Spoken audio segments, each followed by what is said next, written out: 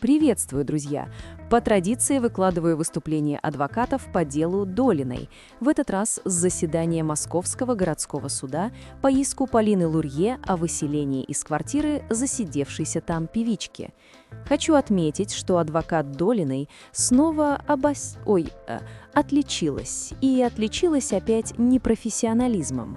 Все-то у нее виноваты, нехорошая такая Полина Лурье не метнулась заключать с артисткой мирное соглашение, которое было направлено меньше, чем за сутки до настоящего заседания, и, со слов адвоката Полины Лурье, является откровенно кабальным. Прошлась адвокат Исса Долиной и по адвокату Полины, обвинив, что она сливает всю информацию журналистам. Да как она посмела рассказывать о происходящем беспределе? Журналисты вообще подонки, пишут и пишут, снимают ролики и снимают.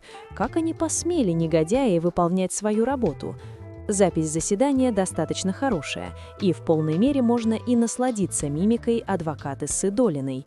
Думаю, вы оцените, как ее перекашивает и с каким пренебрежением и высокомерием она произносит свою речь. Ну, не буду затягивать со вступлением, вы сами способны будете оценить глубину Марианской впадины, куда погрузилась Долина, и контора Борщевского, которая принимает на работу юристов с сомнительным уровнем профессионализма, просто на уровне бабки-сплетницы с лавочки во дворе.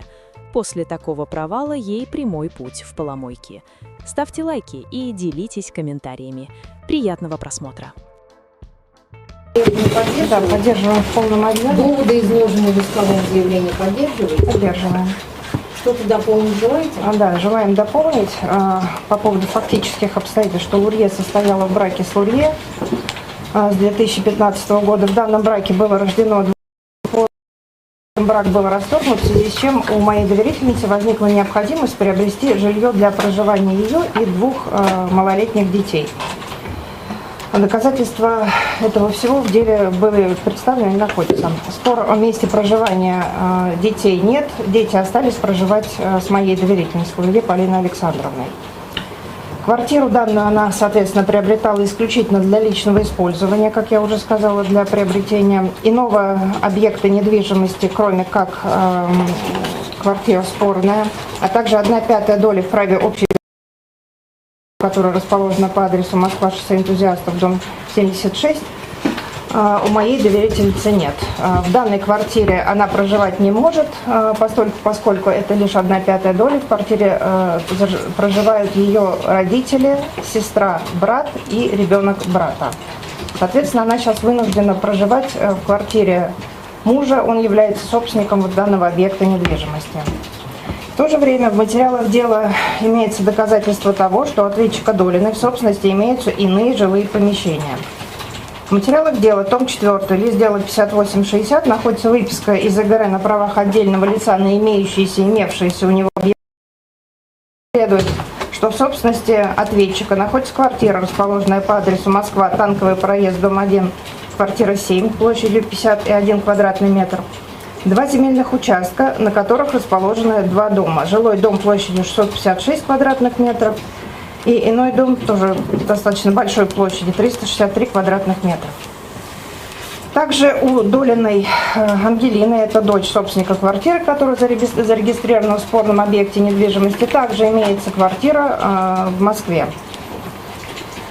Прошу прощения, Московской области, 1 шоссе, дом 51. Поэтому мы полагаем, что никаких сложностей с выселением возникнуть не может, поскольку имеют в собственности жилые помещения, пригодные для комфортного проживания в них. Хочу также добавить, что сторонами договора купли-продажи 19 июня 2024 года была согласована схема сделки, в которой был отражен весь механизм заключения, начиная от подписания заключения основного договора купли-продажи, закладки денег в сейфовую ячейку. В данной схеме сделки был приложен акт приема передачи, который стороны после регистрации перехода права собственности и фактической передачи квартиры в собственности моей доверительницы должны были подписать. Данный акт находится в томе 2, лист дела 194. Поэтому мы просим исковые требования удовлетворить, прекратить право пользования ответчиков со снятием с регистрационного учета по месту жительства и произвести выселение указанных лиц из квартиры, поскольку до сих пор там они проживают.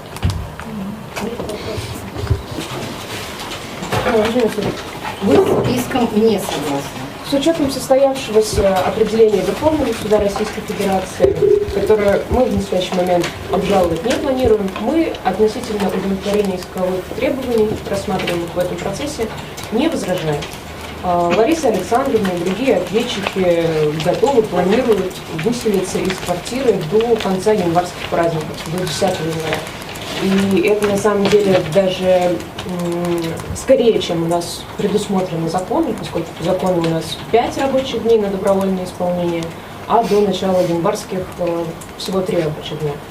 Поэтому, собственно, в данной части относительно удовлетворения не возражаем, действительно намерены выселиться до конца январских. Раньше это сделать просто объективно невозможно, осталось не так много времени, требуется вещи собрать, куда-то переехать. Но я бы хотела обратить внимание на следующее. У нас сложилась очень интересная ситуация в последнее время. Уже несколько раз мы со своей стороны озвучивали какие-то предложения той стороне, адвокату Светлане Александровне. И, если честно, я всегда была убеждена, что условия мирных договоров двух сторон должны обсуждаться между этими сторонами. У нас же получается, мы озвучиваем какие-то предложения, мы не получаем никакого. У нас вся новостная лента пестрит сообщениями, со ссылками на адвоката Светлану Александровну, что они Уважаемый думают. представитель, это не является, не относится к предмету спора. Ограничьте, пожалуйста, свои. Да. Буквально минута, но поскольку очень много вопросов задавалось по этой теме именно перед заседанием, вот буквально вчера направили мировое соглашение, предложили согласовать дату добровольного выезда 10 января 2026 года. Никакого ответа. То есть вы хотели урегулировать дело мира? Да. Никакого ответа. Сегодня Со стороны Нурии есть намерение урегулировать дело мира? Я могу сейчас озвучить условия соглашения? Вот на тех условиях. Имеется ли у вас на сегодняшний день согласованные условия мирового соглашения? Я могу объяснить, почему. Это кабальное мировое. Позвольте я продолжу. И в новостях пишут, что Лариса Александровна просит 2-3 месяца на выселение из квартиры у Полины Лурье, а она отказывается. Что я уже составила исковое заявление на, кажется, 1 000 000 рублей о взыскании коммунальных платежей с Полиной Александровной и прочий бред. Я глубоко уважаю мою коллегу Светлану Александровну. Это адвокат с колоссальным опытом, и я уверена, что как профессионал она таких ложных заявлений, заведомо ложных, действительно... Представитель, я еще раз Последняя напоминаю о том, что это не относится к предмету рассматриваемого спора, поскольку ваши взаимоотношения, не связанные с процессуальным рассмотрением дела, не могут обсуждаться в рамках судебных разбирательств. У меня последнее завершающее предложение. Уважаемые журналисты, большая просьба перестать придумывать то, чего нет. У нас судебный процесс не сериал. Вынуждены Все, сделать я вам замечание. завершила.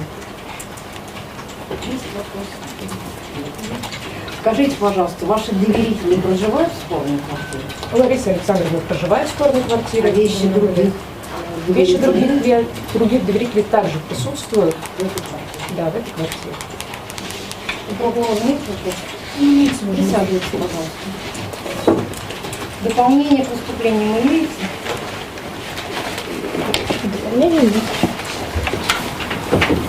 Глашается резолютивная часть апелляционного определения 25 декабря 2025 года судебная коллегия по гражданскому делу Московского городского суда в составе председательствующего Новикова и судьи Вишнякова и Шестакова с участием прокурора Хомяченко при ведении протокола помощником судьи Морозовой, заслушав в открытом судебном заседании по докладу судьи Новиковой дело в части иска Лурье Полины Александровны, Долиной Ларисе Александровне, Долиной Ангелине Анатольевне, действующей в своих интересах несовершеннолетней Долиной Александры Игоревны, о прекращении правопользования и выселения жилого помещения руководству статьями 193, 328, 329, 330 Гражданского процессуального кодекса Российской Федерации определила иск Лурье Полины Александровны, Долиной Ларисе Александровне, Долиной Ангелине Анатольевне, Долиной Александре Игоревне в лице ее законного представителя, Долиной Ангелины Анатольевны о прекращении права пользования и выселения жилого помещения удовлетворить.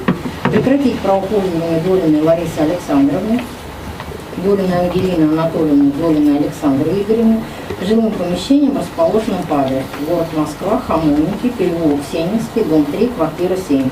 Выселить Долину Ларису Александровну, Долину Ангелину Анатольевну, Долину Александру Игоревну из жилого помещения, расположенного по адресу город Москва, Хамовники, переулок Сенинский, дом 3, квартира 7. Решение является основанием для снятия Долиной Ларисы Александровны, Долиной Ангелины Анатольевны и Долиной Александры Игоревны с регистрационного учета по месту жительства из жилого помещения по адресу город Москва, Хамовники, переулок Сенинский, дом 3, квартира 7. Разъясняется содержание решения суда, исходя из установленных по делу обстоятельств заключения между сторонами договора купли-продажи спорной квартиры в соответствии с статьями 309, 292, 304 Гражданского кодекса Российской Федерации и статьи 35 Жилищного кодекса Российской Федерации. Право пользования жилым помещением ответчиками в указанной квартире должно быть прекращено, ответчики должны быть выселены из данного жилого помещения. Мотивированное решение по данному делу будет в полном объеме изготовлено 30 декабря 2025 года. В этот же день дело будет возвращено в районный суд, где в сторону лица, участвующие в деле, будут вправе получить копию решения. Обжаловать судебный акт можно в кассационном порядке во второй кассационный суд общей юрисдикции в течение 3 месяцев, начиная с сегодняшнего дня. Жалоба подается через районный суд. С протоколом судебного заседания можно ознакомиться по истечении 3 дней, подать на него замечание. Решение понятно? Да. Порядок обжалования понятен? Судебное заседание закрыто.